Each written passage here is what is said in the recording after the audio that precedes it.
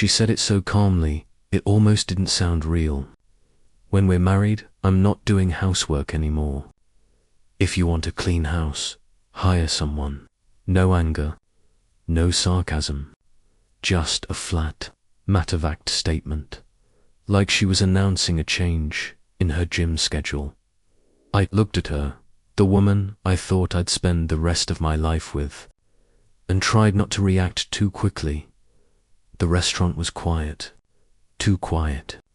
The soft jazz in the background couldn't cover the sound of my fork hitting the plate. I watched her eyes carefully, searching for some trace of humor.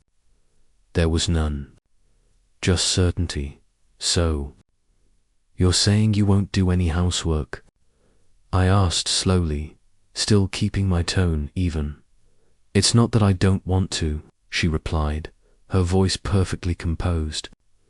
I just won't. I have my own job, my own life. If you want things done, hire help. I'm not a maid. The way she said it, clear, logical, cold, it wasn't offensive in itself. What unsettled me was the distance in her tone. She wasn't talking about us anymore. She was talking about me and her, as if we were two separate entities negotiating terms. I gave a short, almost nervous laugh. I just always thought marriage was about sharing things, even the boring stuff. We take care of each other. She shrugged lightly. You can share by paying for things. That's still sharing, that line. It cut deeper than I expected, not because she was wrong, but because it revealed something I hadn't wanted to admit. She was approaching this entire relationship like a contract, logical, precise, emotionless. I studied her face. Every movement, every glance, every breath, it was all calculated. She wasn't being cruel. She was being efficient. The kind of person who'd already analyzed every outcome, every compromise, and decided what she was and wasn't willing to give. And somewhere deep down, I realized something. In our whole relationship, she'd never once asked what I needed. Everything, from where we lived to when we'd get engaged, had gone according to her plan. When dinner ended, I offered to wash the dishes. She sat on the couch, scrolling through her phone, her legs tucked neatly under her, totally unbothered. No thank you, no glance in my direction. I wasn't angry. Not yet, but in that silence, I started to think, really think. If marriage with her was going to be like this, it wouldn't be a partnership. It would be a business arrangement. And I was just now realizing I wasn't the one writing the terms.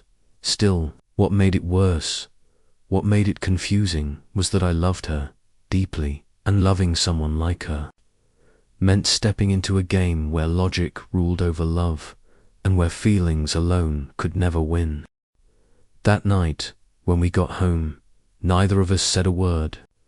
She sat down on the couch, phone in hand, scrolling through something, her face calm, completely composed, as if the conversation earlier had been nothing more than small talk. I was still standing by the door, jacket in my hand, my eyes wandering around the apartment, the same place where we used to laugh, talk about our future, share stupid jokes, now filled with nothing but the ticking of the clock, each second cutting through the silence. I poured myself a glass of water, trying to look casual, but my mind kept circling back to her words. I'm not doing housework anymore. If you want it done, hire someone. Was that a boundary or a warning? I sat down across from her, the air between us thick with unspoken thoughts. I'm not against hiring help, I said slowly, trying to keep my tone even. I just think, in marriage, some things aren't about fairness. They're about care. She looked up, calm as ever. Caring doesn't mean doing things I don't like, she replied evenly. I don't ask you to cook. Don't ask me to clean. I stared at her for a long moment. There was something in her eyes, not anger, not frustration, just absence. Every word she said was logical, perfectly reasoned, almost flawless. But there was no warmth, no emotional residue. Then she said something that stayed with me. I just want us to live modern and clear. Everyone does their own part. Freedom matters more than tradition. I nodded, outwardly calm, but inside something felt wrong, like I was slowly becoming an outsider in my own life. She went to bed early that night.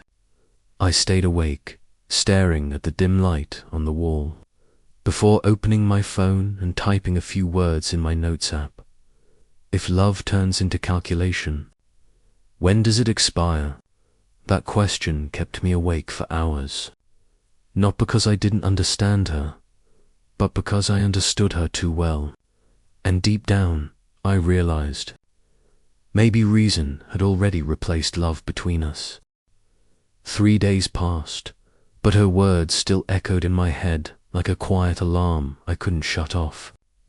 At work I smiled, joked with co-workers, pretended everything was fine, but inside, I kept hearing that same line over and over. Once we're married, I'm not doing housework. If you want things done, hire someone. It wasn't just a statement, it was a crack. Small, but deep. I started noticing things I hadn't before. The spotless apartment I'd cleaned, the meals I'd cooked, the quiet effort behind every little thing I did to make her comfortable.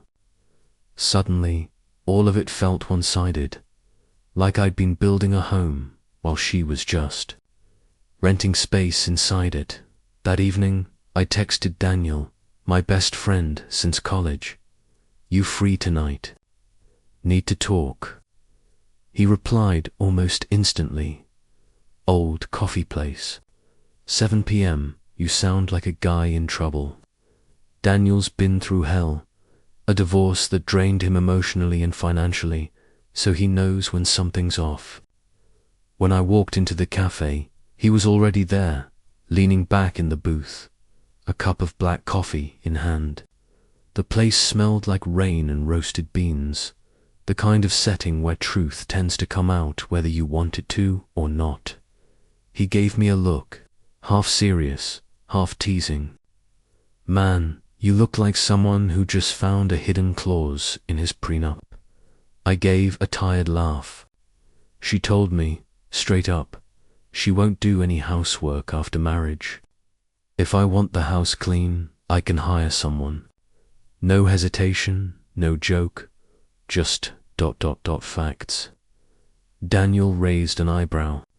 She said it just like that. Exactly like that.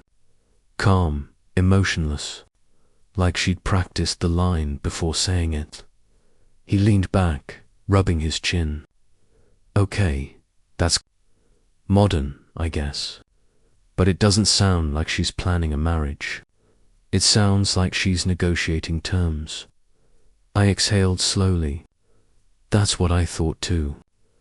I always believed marriage was about partnership. Now it feels like I'm preparing to sign a contract. Daniel chuckled dryly. Maybe she just wants to be independent.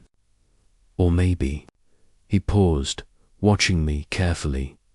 She doesn't love you the way you love her. That hit harder than I expected. Not because it was cruel, but because it felt true. She never talked about us. Everything she said was about her goals, her plans, her conditions. When I spoke about feelings, she spoke about structure. When I mentioned dreams, she mentioned logistics. Daniel tapped the table lightly. Listen, if you marry someone who treats love like a negotiation, you're gonna lose. Not because she's bad, but because she's always playing to win. I stared into my cup, the steam curling up like fog, blurring my reflection. So what do I do? The question isn't what to do, he said quietly. It's how long you can live like this. Can you spend a lifetime next to someone who measures everything, even love, in cost and value? The cafe fell silent for a moment. Outside, rain began to fall, tapping softly against the window. I could feel something heavy settle in my chest. Not anger, not regret, just the slow, painful weight of realization. Daniel looked at me again, voice low. Love isn't supposed to feel like accounting, man. If she can't say we without calculating, you're already alone, even when you're sitting right next to her. I sat there for a long time, watching the rain blur the city lights. It was strange. Everything outside looked softer, quieter, but inside, it felt like something sharp had just cut loose, and for the first time, a thought I'd never dared to say out loud crossed my mind. Maybe this wedding isn't supposed to happen. After that talk with Daniel, I started paying closer attention to her. Not in a suspicious way, but with a kind of late awakening, the kind that makes you finally see what's been there all along. The next morning, I got up early to make breakfast. She was still in bed, scrolling on her phone, the glow of the screen washing her face in cold light. I asked softly. I made some toast. Want coffee or orange juice? Without looking up, she replied, "It's fine." I already ordered Starbucks. It was such a small thing, but it stopped me cold. It wasn't about the coffee, it was about the distance in her tone. Everything between us was becoming ... efficient. No warmth, no tenderness, just routines that ran on autopilot. She was always career-driven. I used to admire that about her. But now, that independence felt like a wall I could no longer climb. At night, she'd sit at her desk, headphones on, eyes fixed on her laptop. I'd cook, set the table, eat alone. Not because she was too busy, but because she didn't want to be interrupted. Another evening, I went downstairs to do laundry. Her basket was full, but she didn't mix it with mine. She said casually, "I have someone coming to pick up my laundry. They dry clean and fold everything. I don't want my clothes getting mixed up." I nodded, said nothing. But inside, it felt like I was living with a tenant, not a fiancée. I began to realize she hadn't really changed. She was just revealing who she had always been. Maybe love had blinded me before. I remembered one night, back when we first started dating, she told me, "I don't like depending on anyone.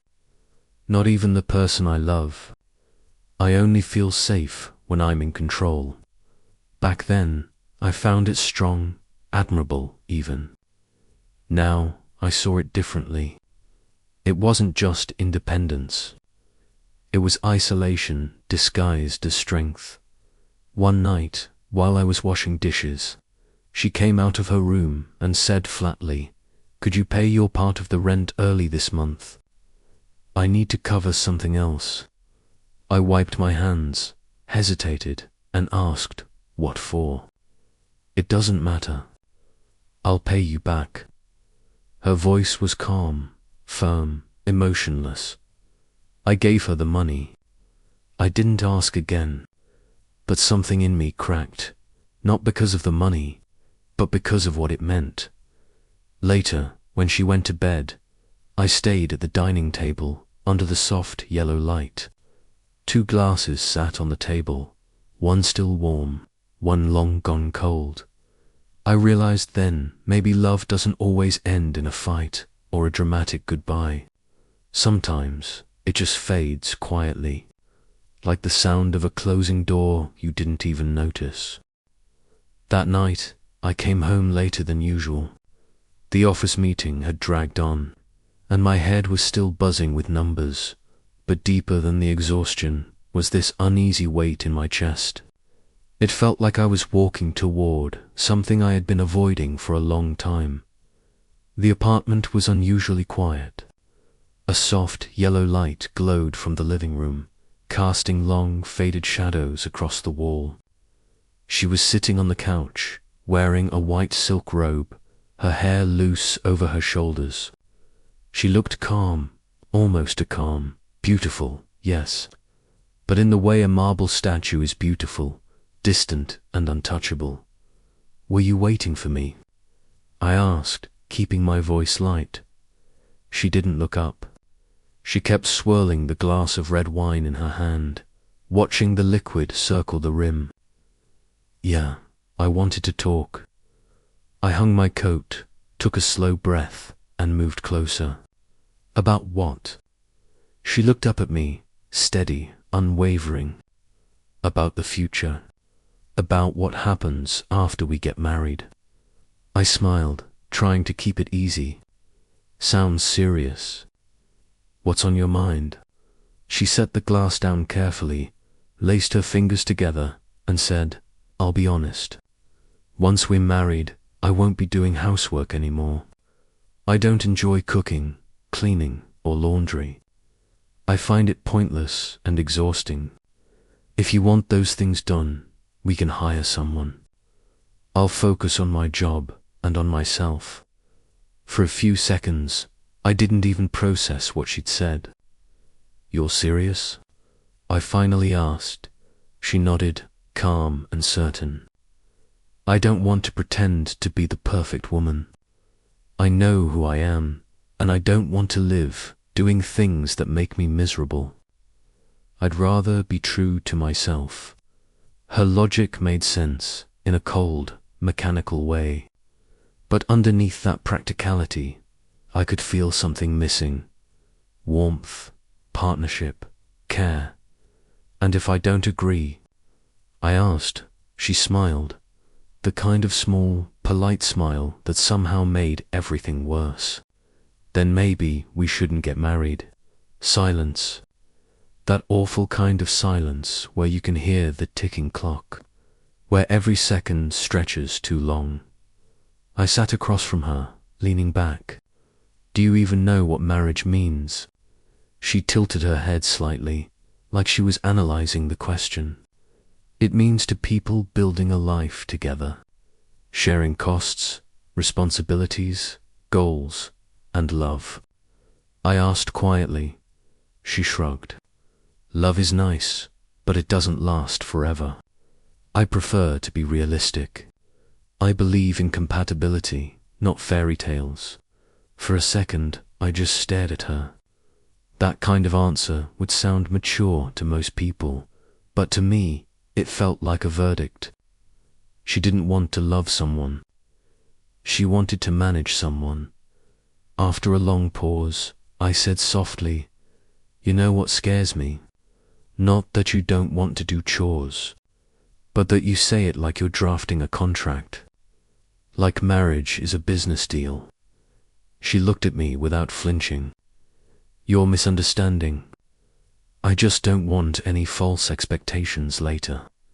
I nodded slowly. Outside, the faint sound of cars mixed with the hum of city wind. The room was beautiful, but it was cold. We sat there, two people in the same space, separated by something far bigger than distance. That night, I couldn't sleep. I sat in the dark, watching the streetlights through the blinds. Her words kept echoing in my head. "I won't do housework." It sounded simple, but it carried everything: control, power, and a view of love that was entirely transactional. By morning, I got up early. I made breakfast like I always did: eggs, toast, and coffee. She was still asleep. The apartment looked perfect, untouched, lifeless. I took a pen and wrote a short note, left it next to her cup. "I understand now. You want a partner?" But I wanted a wife. Then I grabbed my coat and left. The sound of the door locking behind me was sharp, final dot. And as I walked away, I realized something. The coldest part of a relationship isn't the silence. It's when someone talks to you with logic instead of love. After that morning, I never went back to the apartment. I rented a small room near the office, just a bed, a desk, and a single lamp. It was simple, quiet, and for the first time in a long while, I could actually breathe. She called me 3 times that first day. I didn't answer. Then the texts came, one after another. What are you doing? Are you seriously doing this? You're really leaving over something that small? I stared at the screen, emotionless. No anger, no sadness, just emptiness. Because the truth was, it wasn't something small. It was everything. It was what she truly believed love and commitment were. A negotiation, a deal, a contract. 2 days later, she showed up outside my office. I saw her standing through the glass door, holding a coffee cup, poised and confident as ever. When I stepped outside, she said quietly, "I just want to talk." No fighting, no pressure. We went to a cafe nearby. The place was crowded and noisy, yet somehow, between us, there was a strange, heavy stillness. She started first. "I don't get it. Just because I don't want to do housework, you think I don't love you." I looked at her. "It's not about housework. It's about how you said it." She frowned. "What does that even mean?" "You talked like marriage was a business transaction," I said. "Like we were signing a contract, dividing tasks. It's not that you don't want to do chores. It's that you don't want to share anything. You just want everything to fit your comfort." She was silent. Her eyes flickered, just slightly. I went on, "I don't need a housekeeper. I can hire one. But I do need a partner. Someone who wants to build something together, not someone who draws a line and calls it fairness." After a moment, she said quietly, "I just don't want to lose myself." I saw what happened to my mum. She gave up everything for her family, and it broke her. I won't let that happen to me. I listened, and for the first time, I saw it, the fear behind her walls. She wasn't cold. She was protecting herself. But the irony was cruel. In trying so hard not to be hurt, she ended up killing the very thing that made love real. I said gently, "I get it. But not everyone who sacrifices ends up broken. Some do it because they want to, not because they're forced. Love isn't about losing yourself. It's about choosing to give and feeling full because of it." She didn't speak for a long time. Then, almost softly, she said, "Maybe. I'm just not that kind of person." Her words were quiet, but final. I nodded. "Yeah, I know." We sat there a little longer. Then she stood up. No tears, no pleading. Just two people who once loved each other, now separated by clarity. When she left, I stayed behind, staring at her half-empty cup of coffee, cold and untouched. And I realized not all relationships end in betrayal or anger. Some just end with understanding.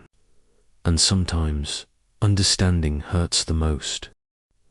That night, my apartment was lit with the same soft amber light as always, but somehow it felt different.